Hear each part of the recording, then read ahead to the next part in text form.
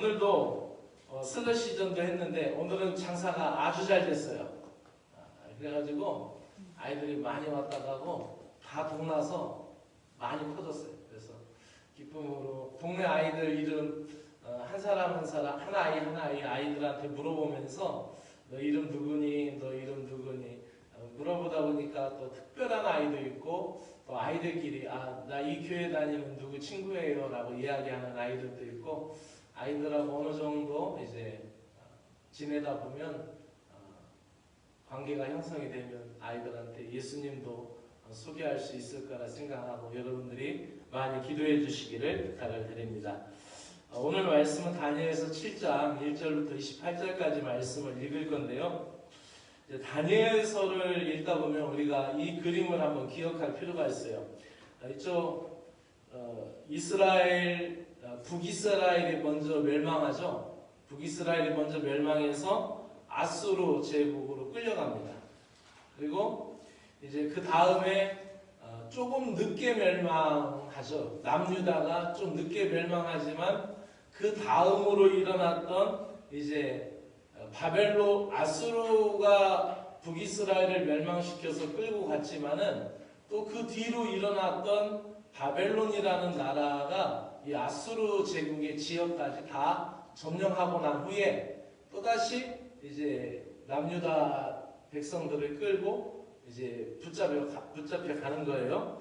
제가 이게 펜슬이 있으면은 이거를 그려가면서 이렇게 설명을 하면 더 쉬운데 아무리 찾아봐도 없어요. 옛날 같으면 막 화났을 텐데 그거 펜슬 찾느라고 제 서재실이 깨끗해져서 참 좋다라는 또 생각이 들었어요. 계속 찾을 거야. 그리고 이제 예루살렘 지역에서는 눈물의 선지자 누가 있었냐면 예레미야 선지자가 있었어요. 누구요?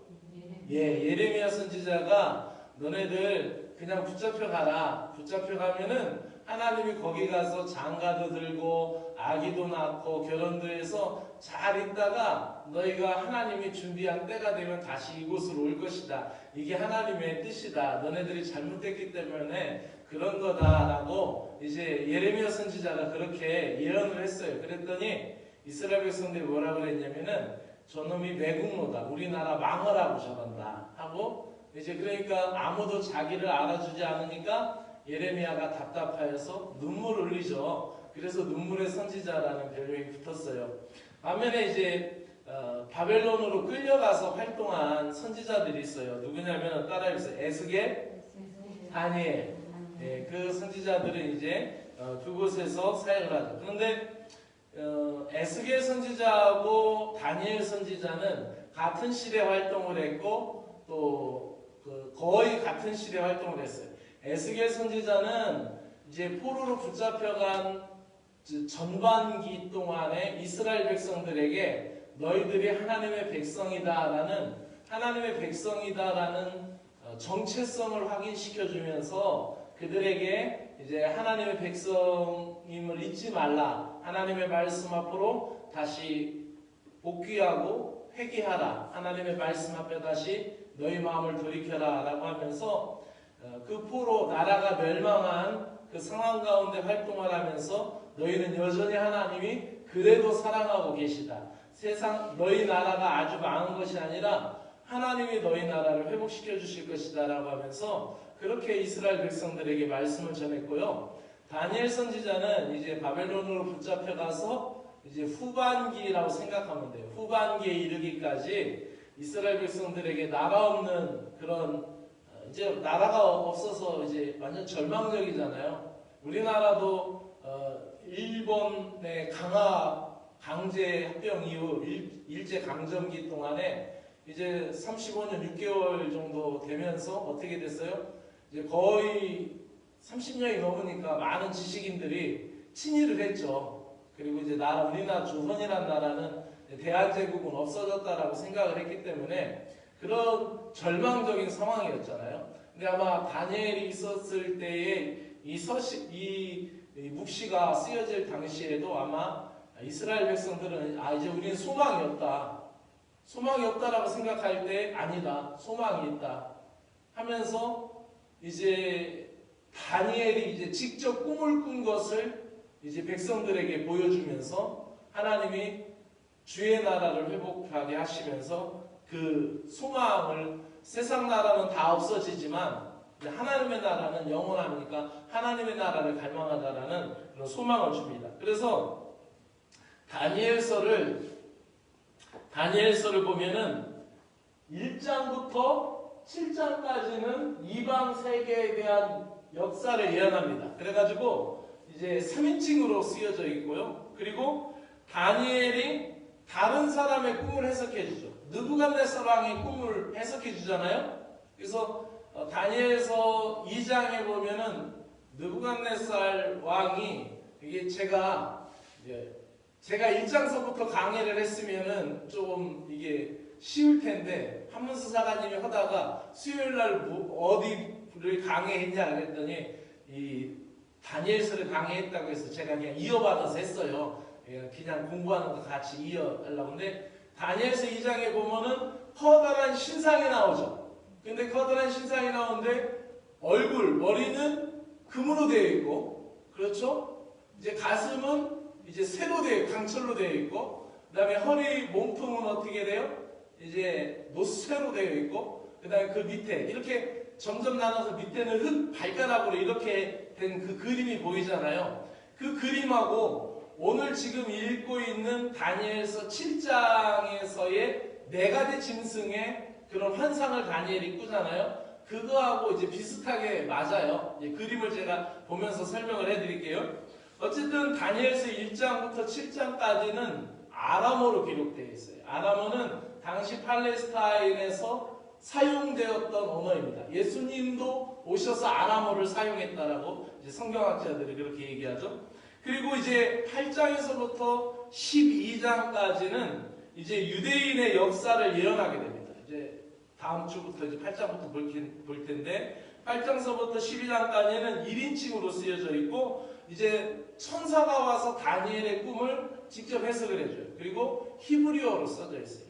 이게 이렇게 1장부터 7장, 8장서부터 12장 이렇게 나누어지는 거예요. 그러니까 이 문체를 이렇게 보면은 조금 다르다. 그러니까 우리가 가지고 있는 개역 개정 성경은 그것이 뭐 명확하게 잘 드러나지 않지만은 그 원어의 성경은 이렇게 다르다라는 거예요. 자, 그렇다면은 이 7장을 제가 이렇게 정리해 봤어요. 어떻게 정리해 봤냐면 7장을 읽다 보면 이게 핵심이거든요. 요 키워드를 가지고 읽으면 여러분이 좀 더 쉽게 읽을 수가 있어요. 자, 우리 같이 첫 번째 줄 한번 읽어볼까요? 시작. 제한된 세상의 나라와 영원한 하나님의 나라. 그러니까 이 세상은 유한한 나라라는 거예요. 내 짐승이 나타나거든요. 내 짐승이 나타나는데, 내 짐승이 첫 번째 나타났던 짐승이 뭐예요? 사자인데 날개도 달았어요. 그럼 어떻게 해요? 이건 진짜 난리 나는 거죠. 사자가 동물의 왕 아닙니까? 그죠? 사자. 부교님들은 대답해요. 사자가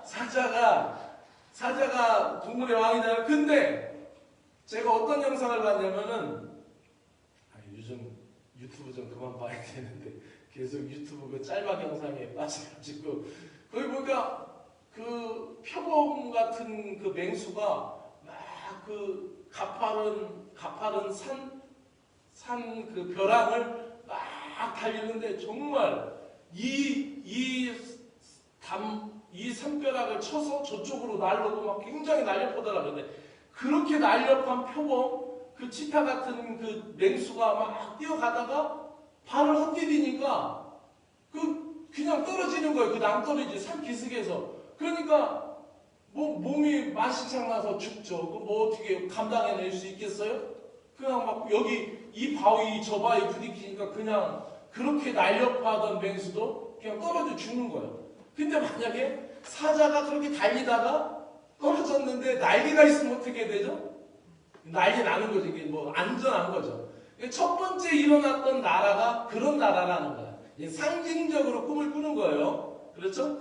그런데 그렇게 강한 나라도 이 세상에서는 다 첫 번째 짐승이 지나가고, 두 번째 짐승 지나가고, 세 번째 짐승 지나가고, 넷째 짐승이 지나가듯이 이 세상에 있는 나라는 바벨론도 지나가고 페르시아 제국도 지나가고 그리스 헬라 제국도 지나가고 로마 제국도 지나가지만 하나님의 나라는 영원하다. 할렐루야. 이게 다니엘서 7장의 핵심이에요. 그러니까 아주 쉽죠? 그것만 생각하고 성경을 읽으면 돼요. 그러니까 이 세상의 나라는 유한해요. 제한적이라는 거예요. 그렇지만 하나님의 나라는 영원하다는 거예요. 그래서 1절부터 8절까지는 다니엘이 본 네 짐승의 환상을 보고 있고요. 그 다음에 9절부터 14절은 다니엘이 본 하늘 보자, 하나님의 나라, 주의 나라를 보는 것이고, 그리고 15절부터 18절까지는 성도들이 누리는, 15절에 보면 그 존귀한 주의 성도들이 영원토록 누린다라는 표현이 나와요. 그러니까 그 주의 백성들이 누릴 영원한 기업을 얻게 되는 거예요. 우리 부교님들이 받게 될 유업은 이 세상에서 받게 될 유업보다 훨씬 더 크다라는 거예요. 아멘. 그리고 또 그 성도가 누릴 영원한 승리, 이제 지지 않는다라는 거예요. 우리가 날마다 결심하고 날마다 힘을 내지만 늘 죄 앞에 깨지고 넘어지고 미끄러지는 게 우리잖아요. 그래서 주님한테 나와서 기도하는 거예요. 하나님, 또 우리가 실수했습니다. 잘못했습니다. 용서해 주시고 도와주세요라고 하는 게 우리 기도 아닙니까? 연약한 거잖아요. 그러나 그 나라에서 이제 성도가 완전히 이기게 된다라는 거예요. 자, 그렇다면은 오늘은 여러분이 가지고 있는 성경으로 읽지 말고 제가 여기 써온 세번역 성경이라는 게 똑같은 2단 성경이 아니고 대한성서공회에서 나온 건데, 대한성서공회에서 여러분이 가지고 있는 성경하고 똑같은 그 대한성서공회에서 나온 세번역본 성경이 있어요. 이걸로 저하고 같이 이제 읽어보겠습니다. 못 따라오셔도 그냥 천천히 눈으로 따라오시면 돼요. 같이 읽어봐요. 벨사셀이 바벨론 왕이 된 첫 해에 다니엘은 잠자리에서 꿈을 꾸면서 머릿속으로 환상을 보고 그 꿈을 적었다. 그가 적은 내용의 줄거리는 다음과 같다. 다음은 다니엘이 한 말이다. 내가 밤에 환상을 보았는데 동서남북 사방에서 하늘로부터 바람이 큰 바다에 불어 닥쳤다. 그러자 바다에서 모양이 서로 다르게 생긴 큰 짐승 4마리가 올라왔다. 첫 번째 짐승은 사자와 같이 보였으나 독수리의 날개를 가지고 있었다. 내가 살펴보고 있는 동안에 그 날개들이 뽑혔고 그 짐승은 몸을 일으키더니 사람처럼 발을 땅에 디디고 섰는데 사람의 마음까지 지니고 있었다. 자, 이게 바로 이제 바벨론 제국의 모습이에요. 나중에는 그렇게 사자같이 맹렬했지만 날개도 지녔지만 날개를 뽑히고 나서 어떻게 해요? 이제 인자의 마음을 가졌다라는 거야. 그러니까 느부갓네살이 그렇게 강한 정복자였던 느부갓네살이 나중에는 하늘의 이치를 깨닫고 하나님 앞에 돌아와서 하나님을 찬양하잖아요. 그것을 말하는 거예요. 그러니까 이 그림으로 보면은 이런 그림이에요. 다니엘서 7장에서는 사자 같은 나라이면서 날개도 달려요. 그러니까 사자이면서 아까 말씀드린 것처럼 날개도 달면은 이 끝장난 거죠. 막 하다가 만약에 사자가 막 달려가다가 그거 잡으려고 했는데 원숭이가 나무 위로 확 올라가 버리면 그거 사자가 못 잡잖아요. 근데 어떻게 해요? 날개를 쫙 펴고 드론으로 싹 나무 위로 올라가 가지고 딱 하면 어떻게 해요? 못할 게 없잖아요. 느부갓네살 왕의 그런 정복의 힘이 그렇게 강했다는 거예요. 근데 그 옆에 그림을 보면은 이제 다니엘서 2장에서 보면 그 신상이 느부갓네살 왕이 만든 신상이 얼굴은 어떻게 했어요? 황금이었죠. 그렇게 아주 진귀한 그런 나라였다라는 거예요. 이게 바벨론 제국의 그 모형이거든요. 당시 바벨론 제국인데 이제 아프리카 쪽하고 아라비아하고 아시아하고 이 중동, 그 중동 지역에서 크게 일어났던 나라예요. 그러니까 이 우리가 세계사 배울 때 바벨론 문명이라고 배웠잖아요. 왜 그러냐면 그 유프라테스 강줄기를 끌어와서 그 큰 해자 20cm 참 20m 되는 해자 그 강을 만들어서 그 강줄기에서 그 어마어마한 성을 건설하고 그 도시국가로서 엄청난 세력을 가졌었잖아요. 그때의 문명이라는 게 대단했어요. 그리고 이제 그 고고학의 유물들이 발견되는 걸 보면 이 바벨론 지역에서 발견되는 그런 문양들이 사자 문양이 많대요.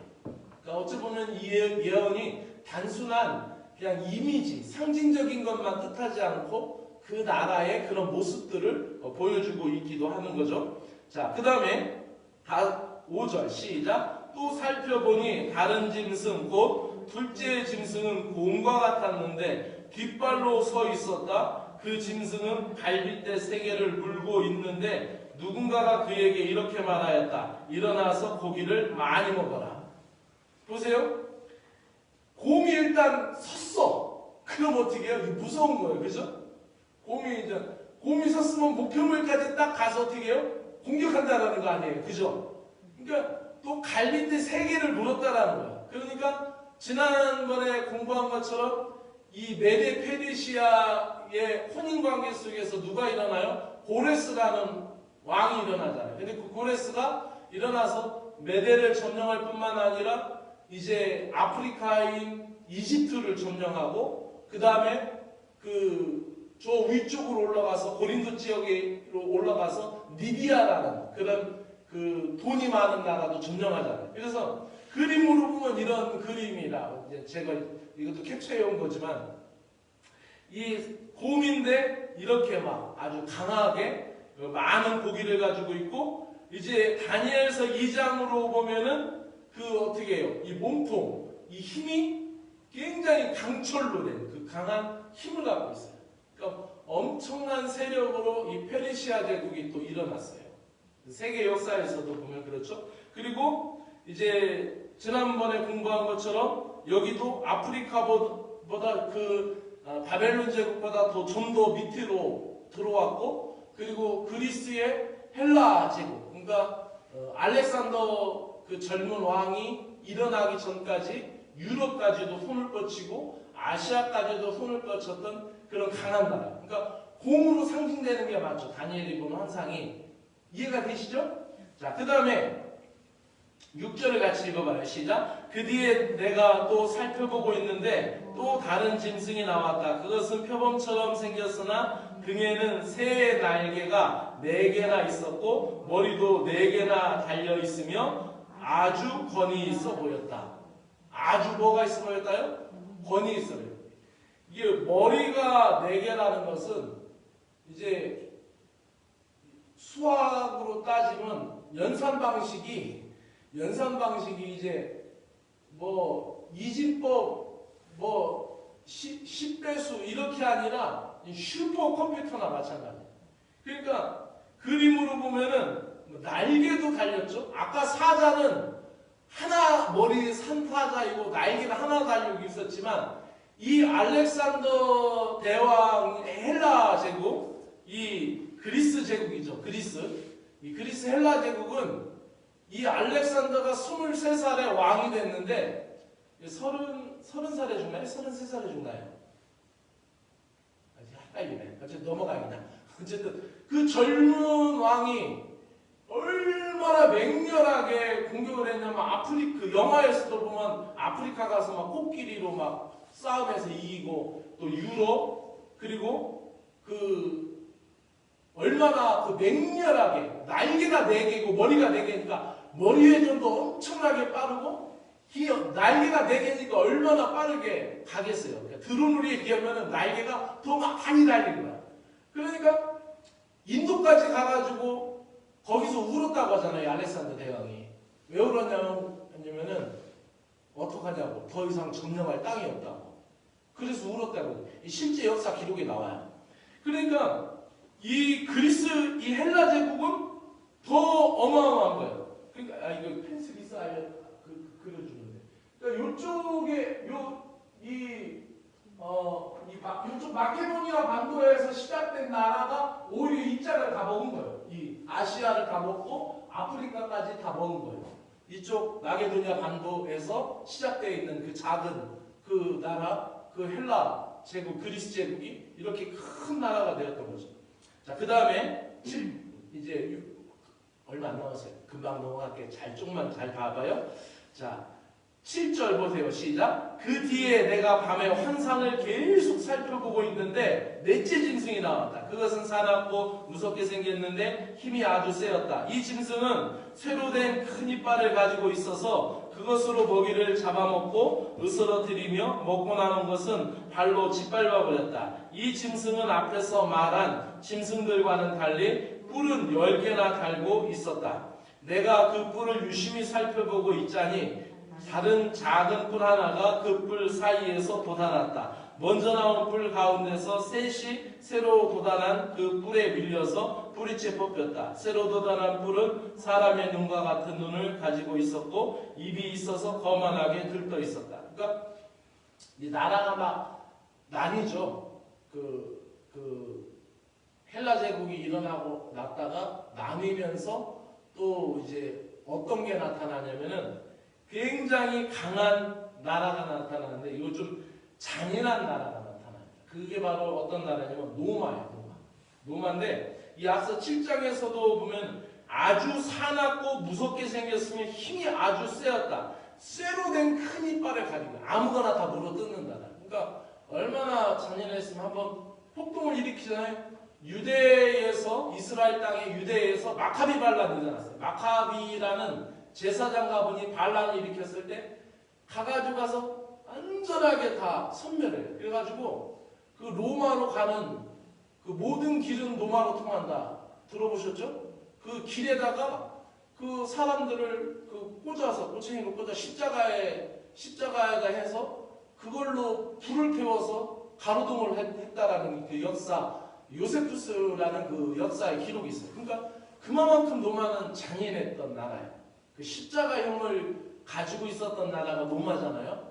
그냥 굉장히 무섭고 끔찍한 나라가 로마예요. 그 그림을 보면 이런 그림이에요. 그래서 아주 강하고 용처럼 뿔도 많고, 그러나 이 나라가 이제 흩어지죠. 발가락 10개가 흩어지듯이 이제 흩어지는 이 나라인데, 여기서 우리가 조금 이제 생각을 해봐야 돼요. 그러면서 이제 계속해서 우리가 이제 9절부터 읽을 건데, 쭉 읽다 보면은 이 나라가 굉장히 강한 나라이지만은 주님의 나라가 이긴다라는 거죠. 근데 이제 여기에서 이제 10개로 분리되고 나뉘는 이런 모습들이 이제 나오는데, 이 지금의 로마 제국, 그 10개의 큰 나라가 나타나는데, 그것이 로마 제국이 멸망하고 난 후에 500년간 그 맹위를 떨쳤던 로마 제국이 무너지고 나서 이제 그동안 뭐 강한 영향력을 가졌던 나라가 10개다 이렇게 말하는 분들도 있지만, 그것보다는 계속해서 일어나는 그 로마 제국에 가지고 있는 DNA가 이 강대국 사이에 있다라는 거예요. 강대국 사이에. 그러니까 보세요.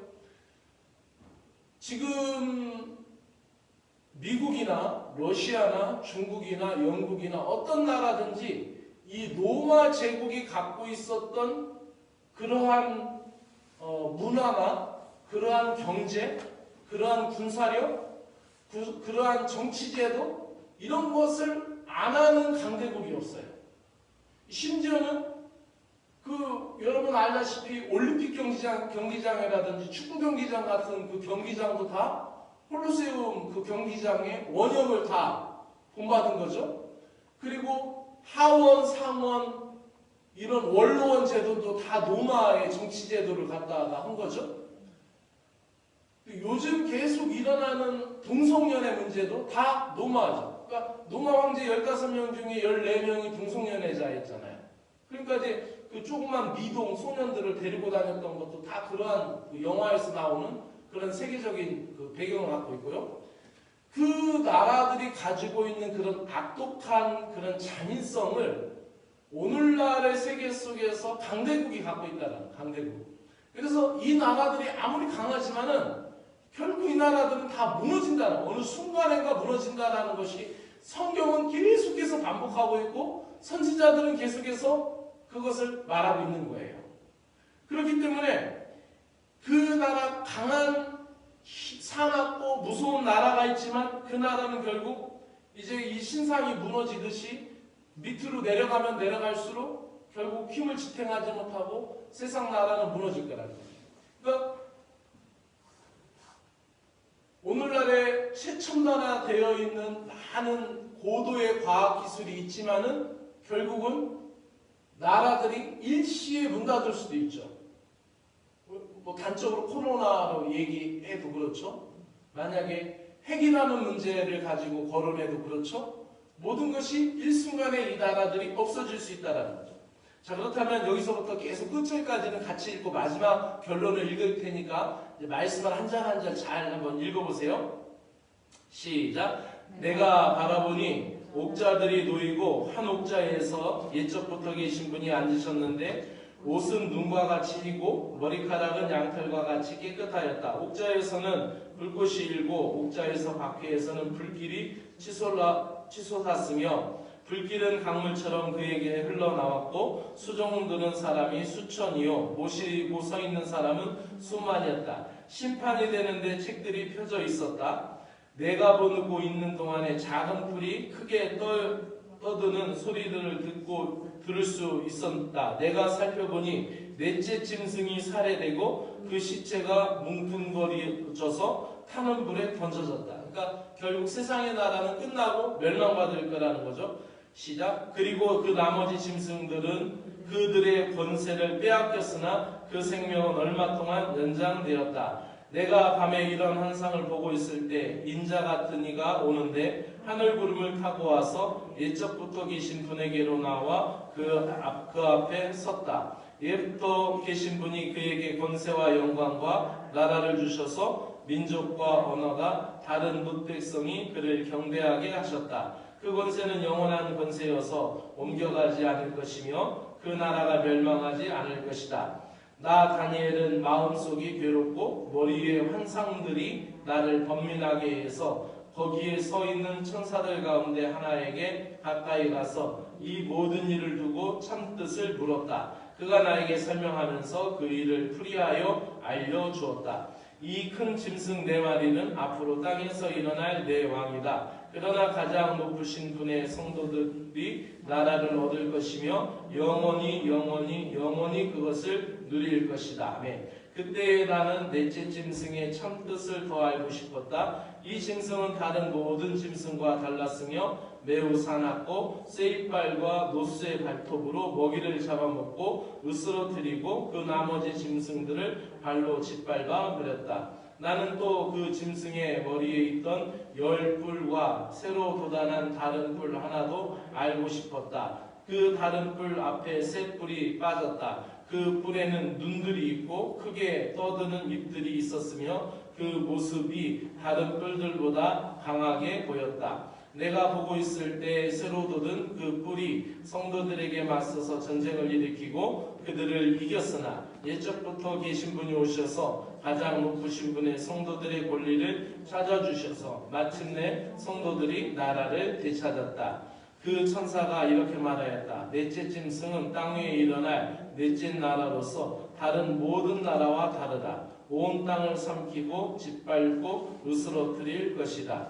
그 10뿔은 이 나라에서 일어날 열왕이다. 그 뒤에 또 다른 왕이 일어날 것인데 그 왕은 먼저 있던 왕들과 다르고 또 전에 있던 새 왕을 굴복시킬 것이다. 그가 가장 높으신 분께 대항하여 말하여 가장 높으신 분의 성도들을 괴롭히며 정해진 때와 법을 바꾸려고 할 것이다. 성도들은 한 때와 두 때와 반 때까지 그 권세를 아래 놓일 것이다. 그러나 심판이 내려서 그는 권세를 빼앗기고 멸망하여 없어질 것이다.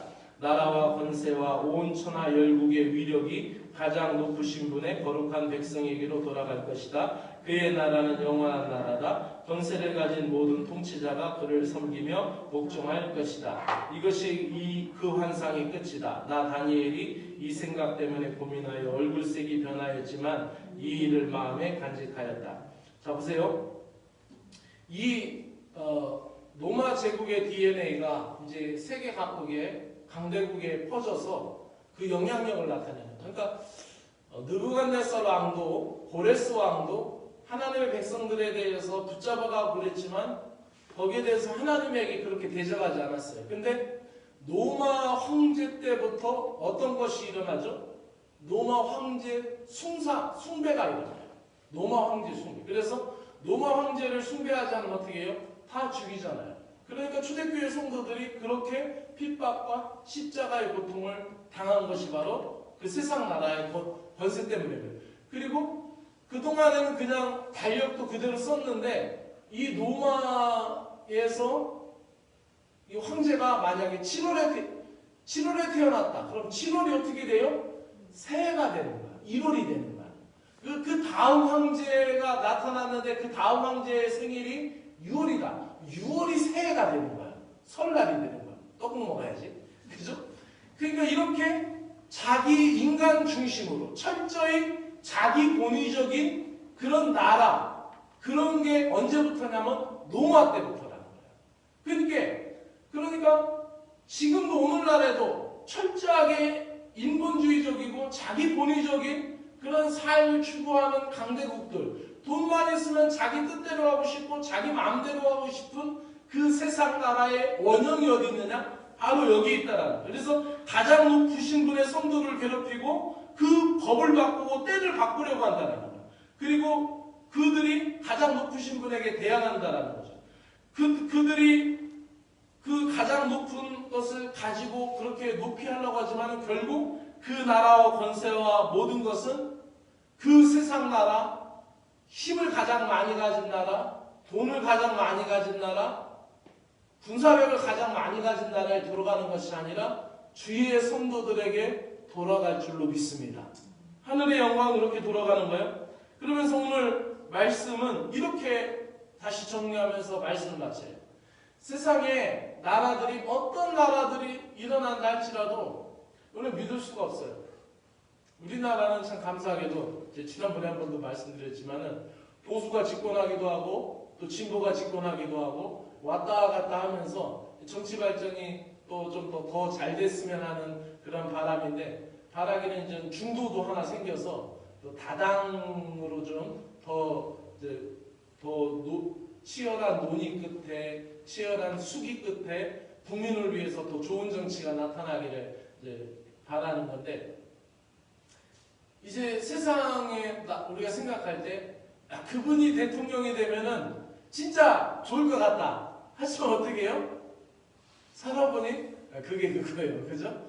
또 그 사람이 대통령이 되면 진짜 잘 될 것 같다. 근데 또 그게 그거예요. 세상 나라는 있다가 없어지고 또 있다가 사라지는 게 세상 나라고 세상의 힘입니다. 저와 여러분이 계속해서 의지하고 따라가야 될 분은 주님이시고 또 우리가 끝까지 갈망해야 될 것은 하나님의 나라인 줄로 믿습니다. 아멘. 말씀 마치겠습니다. 좋으신 하나님 감사합니다. 다니엘서 7장을 통하여 우리가 하나님 나라를 더 갈망하게 하여 주시니 고맙고 감사합니다. 세상 나라의 위용과 세상 나라의 그 찬란함이 우리의 눈을 압도하고 또 우리를 공격하고 또 우리를 누르려 하고 있습니다. 특별히 오늘날에는 하나님의 말씀의 권위에 대해서 계속 세상 나라는 도전하고 있고 성경과 다른 것들을 이야기하고 또 성경과는 다른 자유스러운 분위기 속에서 그들만의 인간의 중심적인 철저하게 인간의 편리를 위한 것으로 가고 있지만 그것은 결국 인간의 영혼을 위한 것이 아니라 영원한 세상을 위한 것이 아니라 결국 멸망으로 썩어질 것을 위한 길인 것을 우리가 압니다. 하나님 아버지 이 다니엘서 7장을 더 깊이 묵상하며 하나님의 나라의 영광을 바라볼 수 있는 신자들이 되게 하여 주시옵소서. 이 밤에도 주님 전에 나와 예배하는 심령들 또 온라인으로 함께하는 심령들 주의 크신 은혜를 베풀어 주시옵소서. 예수 그리스도의 이름으로 기도드리옵나이다. 아멘. 하늘에 계신 우리 아버지여 이름이 거룩히 여김을 받으시오며 나라의 마옵시며 뜻이 하늘에서 이루어진 것 같이 땅에서도 이루어지이다. 오늘 우리에게 일용할 양식을 주옵시고 우리가 우리에게 지은 자를 사해 준 것 같이 우리의 죄를 사하여 주옵시고 우리를 시험에 들지 말게 하옵시며 다만 악에서 구하옵소서. 나라와 권세와 영광이 아버지께 영원히 있사옵나이다. 아멘.